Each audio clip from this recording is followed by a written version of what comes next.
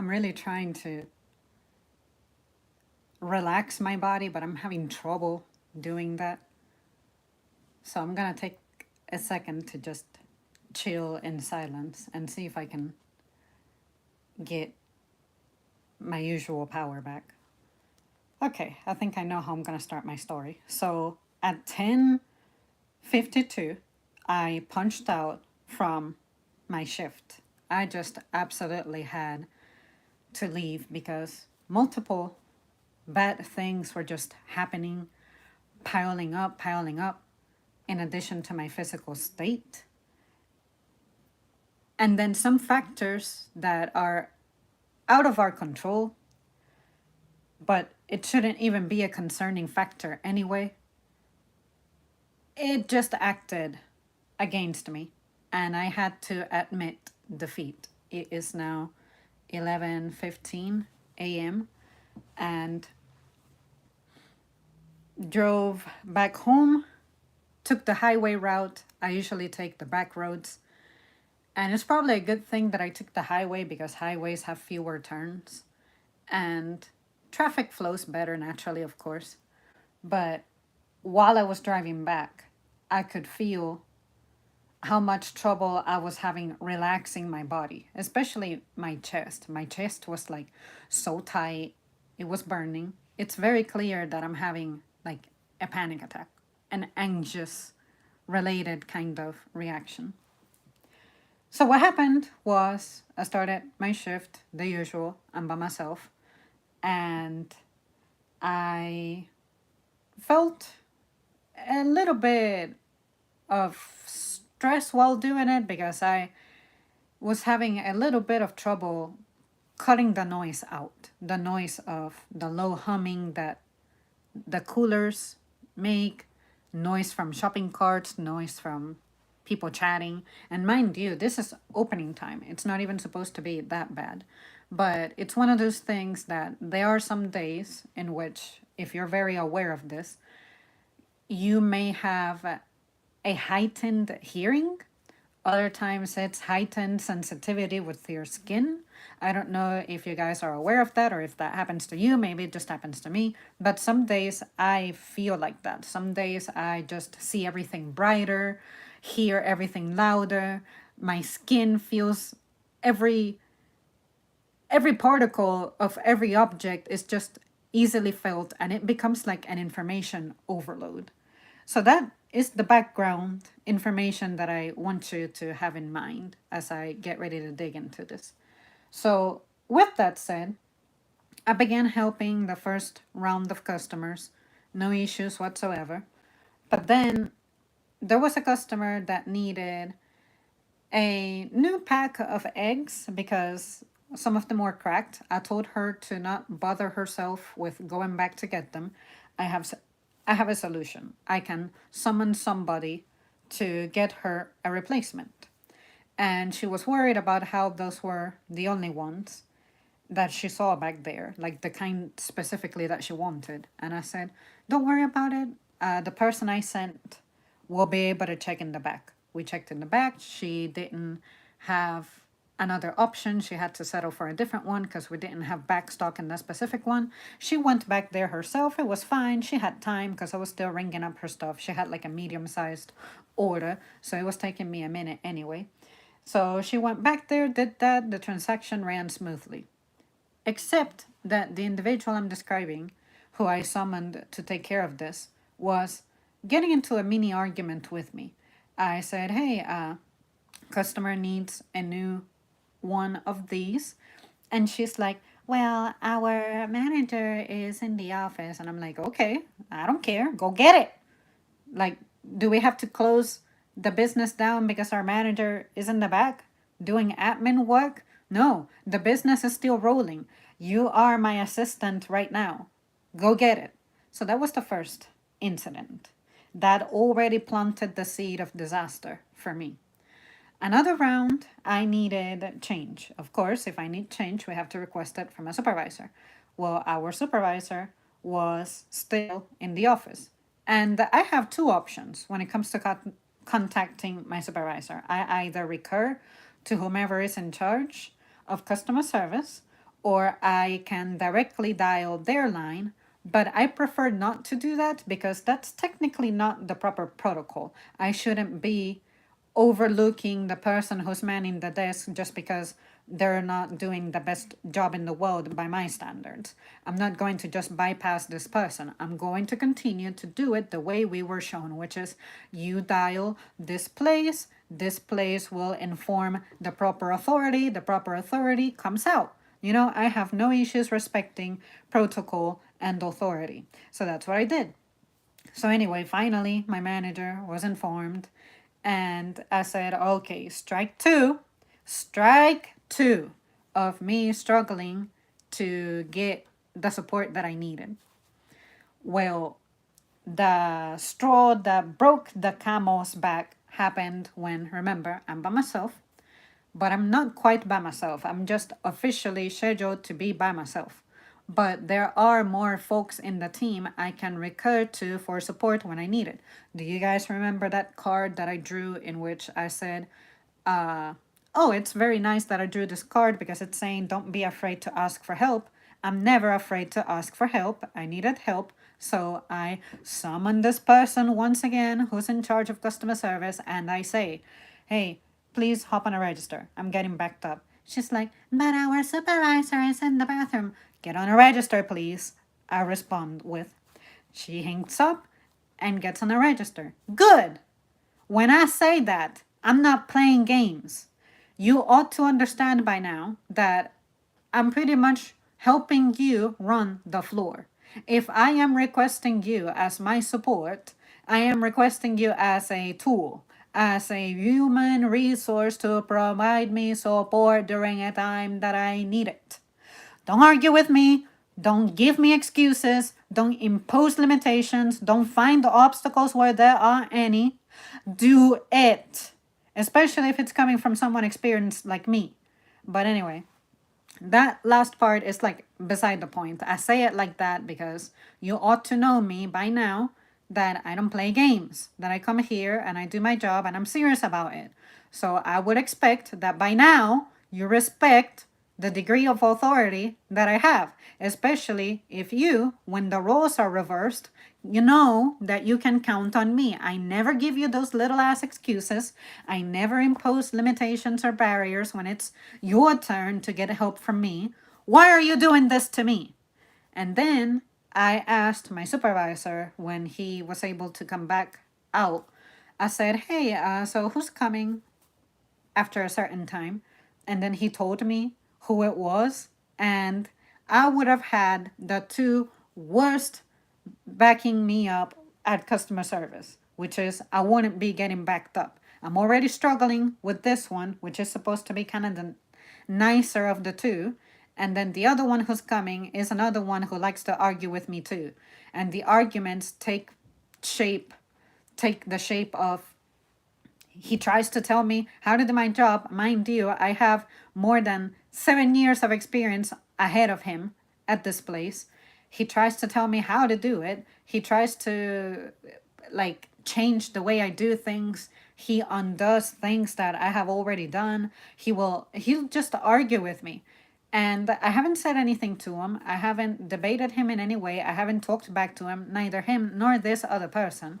But I finally got around to telling my supervisor today that, hey, please converse with these fools because they're really getting under my skin. They're really getting on my nerves. I don't need that. And if it's something that's legit pertinent, like a change in something that happened, I don't know, within the past minute or so, trust me, I don't need intervention. I don't need to be talked to like that. I don't need to be bossed like that.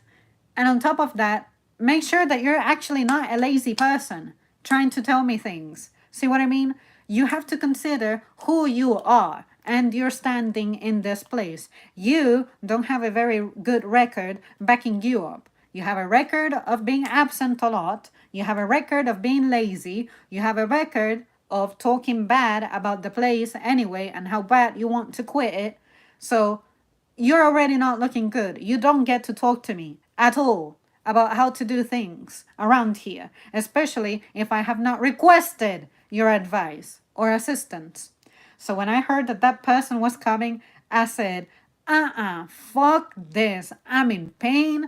I already have anxiety. I'm already shaking. I'm forgetting the codes to this stupid produce. I'm pushing the wrong buttons. I'm dropping things. My hands are shaking. I'm getting goosebumps. My hands are cold. I need to get out. So when I was scheduled for my break, I actually very like pretty much as tense as I am right now, I had to just tell my manager, hey, this is what's happening. I'm struggling with support. Physically, I don't feel well. I'm legitimately in pain and I just cannot do this. Like, my performance is beginning to dwindle. It's just not a good day. I'm sorry, I gotta bail. He had no issue with it. He said, okay. And then when I punched out, got my stuff on my way out, he happened to be there still. And I said, well, while you're here, let me continue my story and conclude it. And then I explained to him the situation, and he said, I totally understand. I'm totally with you. I get it. I'm sorry that it happened this way. And I'm like, I'm sorry too. You know, I legit do not want to walk out, but I have to admit defeat. No amount of going on break, no amount of trying to calm myself or telling you about this is going to bring me back to my senses. I have to leave the noise. I have to leave the brightness. I have to leave the traffic. I just need to retreat to my shell in an environment that I can control, an environment in which I can sit down, be peaceful, and on top of that, not be intellectually challenged, especially having my wisdom and authority questioned. What is the point of me being here obtaining experience if at the end I am going to be challenged in stupid ways for it? It makes me feel like I'm not valued, like I'm not needed around here, and I guess I'm not the good fit to be here today. So I think that the most responsible thing to do is for me to accept that I ain't gonna do this place no good today. Let me go. Let me see if I can recover. Come back today, try this, or excuse me, come back tomorrow and try this again. So fortunately, he 100% backed me up. He understood. And he said that he would take action. When he says that he'll take action, he legitimately takes action. He'll talk to people in the same manner that I have had shit I needed coaching with, and I was followed up with, and I improved, did what I had to do. You know, that's great. That's part of being in the team. But it was just god awful that I tried to like recur to my arsenal of techniques that I have for coping. No amount of ignoring people's stupid comments, no amount of not entertaining people, no amount of me having old experience backing me up was making this better. So I said, you know what? I think that this is a sign. The fact that I cannot recover physically, the fact that I cannot make myself like calm down, ease up, and relieve my tension is a sign that I think I need to get out of here. I am not meant to be here today. I feel it in my gut. It feels like that danger sign that you may see whenever you get that weird vibe in your core, in your stomach, and you just cannot ignore it. I think that may be my oversensitivity to that was manifesting physically, and I'm looking at it as I better obey because there's no telling what's going to happen to me or with me if I stay. And again, I feel bad because I'm definitely not a quitter, but when I evaluated the situation, I told myself, I really think that this is the only right choice, the only right move, because not only am I not mentally here anymore, and physically I'm feeling the pain of that stress, of that overstimulation. Emotionally, this is breaking me too. It's also a Saturday. People are really extra today. Traffic was going to go up, and the team that I had backing me up, my manager was pretty much the best bet I had at backing me up, and he did back me up. He actually got on a register briefly to grant me support. I didn't have to ask for it, he just took the initiative. And then I thought, this is the manager, an admin worker. Technically, he's not supposed to do the kind of work that people like me do, the entry levelers are doing. So I get it. My manager doesn't like to be confrontational. He's an extremely sweet guy, extremely nice, extremely kind. He will take care of you and everything. But I look at it as other people are in a more suitable position to serve more than he is. It's great that he keeps up with his cashier skills, but I also think that it's more proper for other people to back him up at backing me up, And what bothers me too is when it's my turn to perform that job that I'm describing, I can follow the protocol, and the protocol exists for a reason, and it works just fine. But you're not doing it because for some reason you're afraid of getting on the stupid register to the point that my manager instead has to recur to doing that. See what I mean? It's just not a good look because you are the one in a better position to do that. We're all trained, we're all equipped. I'm happy about that. That's awesome. That's great.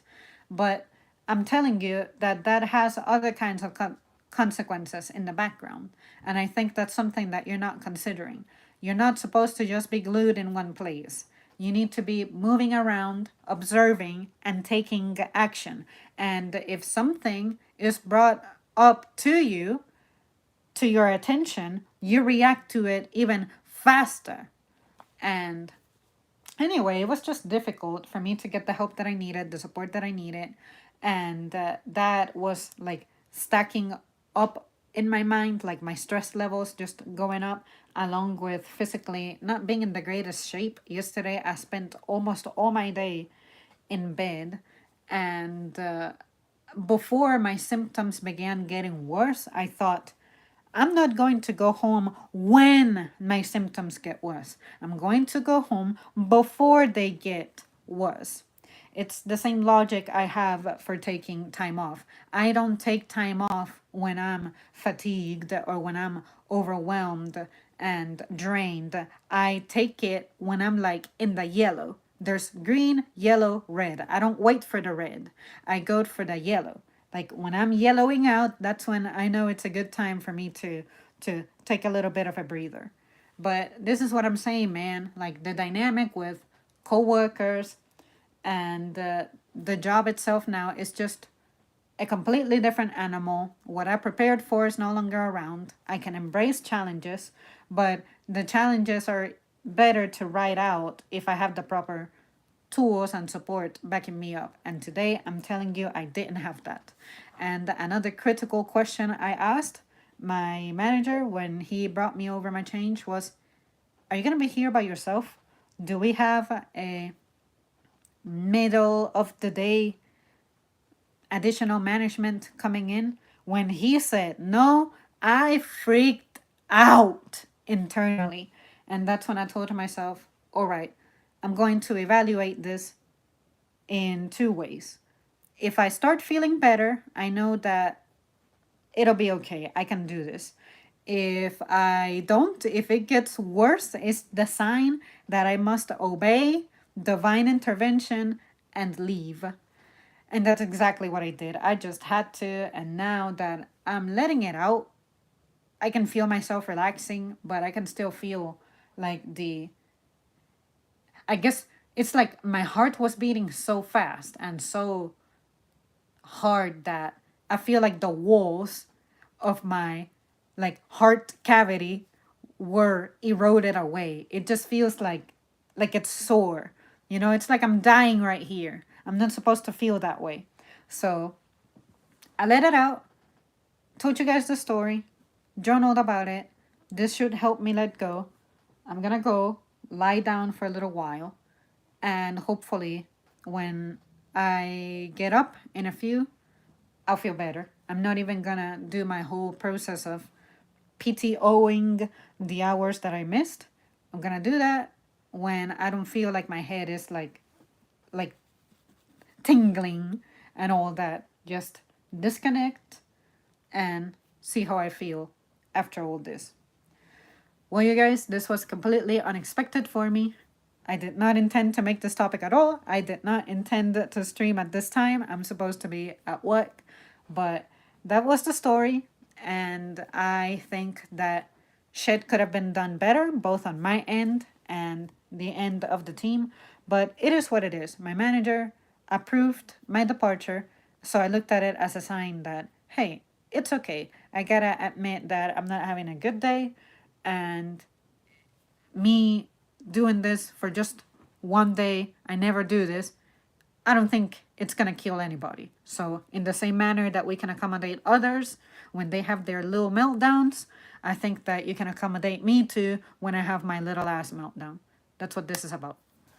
All right, I'll see you soon. Thanks for watching.